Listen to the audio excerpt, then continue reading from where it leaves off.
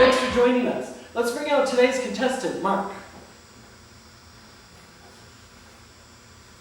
Mark, come have a seat.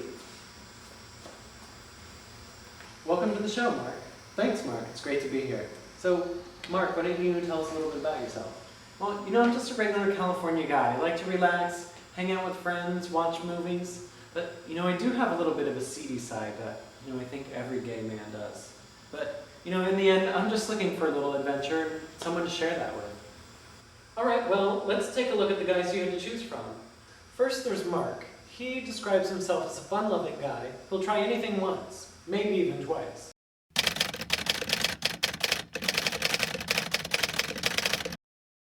Yeah, I guess I'm pretty eccentric. I've got my hands in a lot of different projects. I'm always doing some kind of photo or video project. Not like porn or sex videos or anything like that. Just, kind of crazy, dumb, kooky videos. Into almost anything, trying anything new for the first time. Badminton, bocce ball in the park, mechanical bull riding, square dancing, that was a hoot. Actually, the last guy I was dating, we met doing karaoke. He sang Radiohead and I sang Dolly Parton.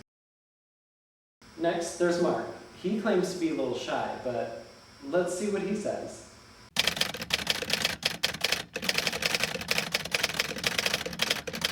Worst traits? I don't have any. No, I really, I have plenty. My temper. Just getting on the bus and the bus driver shuts the door in my face. In frustration, I kicked the door and, I guess I just found the sweet spot and just shattered the glass. Sometimes it's easier just to meet guys online, Was chatting with this one guy online and he wanted to come over and we were both pretty into it, we were both pretty hot, and then he brings up the subject of me peeing on him. So, that was that. We just had phone sex instead.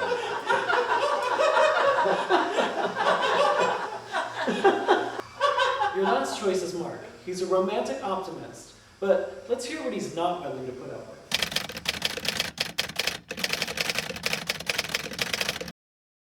Oh, something I don't put up with at all is being stood up. It's just unforgivable. I was dating this guy and he stood me up.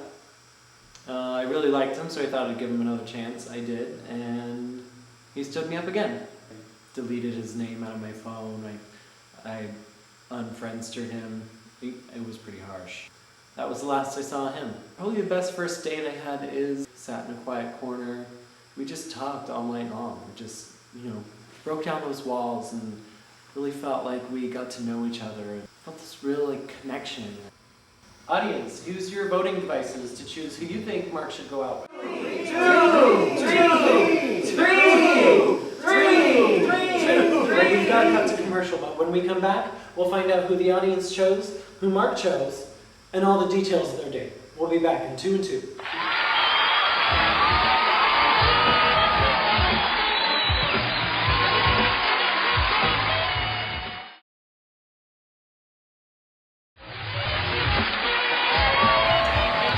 And we're back, and Mark was just about to tell us who he chose to go out with. Well, Mark seemed like the most versatile guy, so I chose him. So tell us about the date, Mark. Well, I picked him up, and I thought I'd take a little inspiration from his sense of adventure, so I decided on a day at the races. Something a little unique, a little different.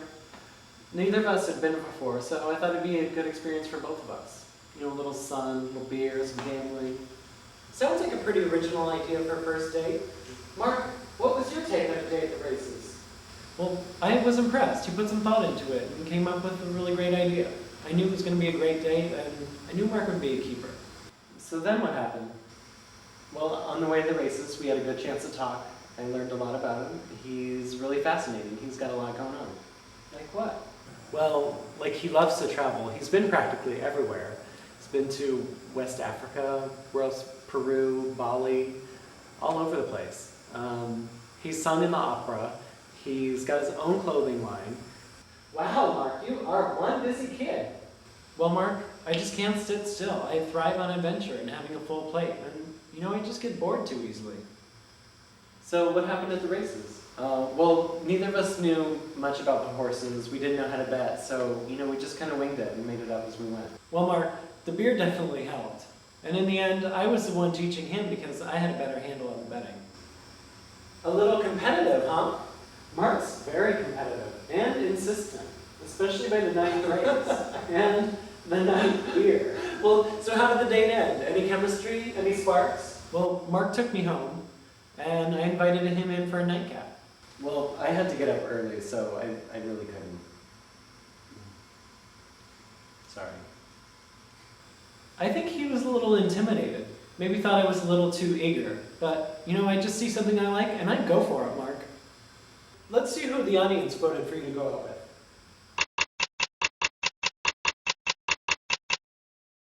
And they chose Mark. So, Mark, you can either go out with Mark again, and you're on your own, or you can go with the audience and go out with Mark, and it'll be on us. Sorry, Mark. You're a really incredible guy, but, you know, just not quite what I'm looking for right now.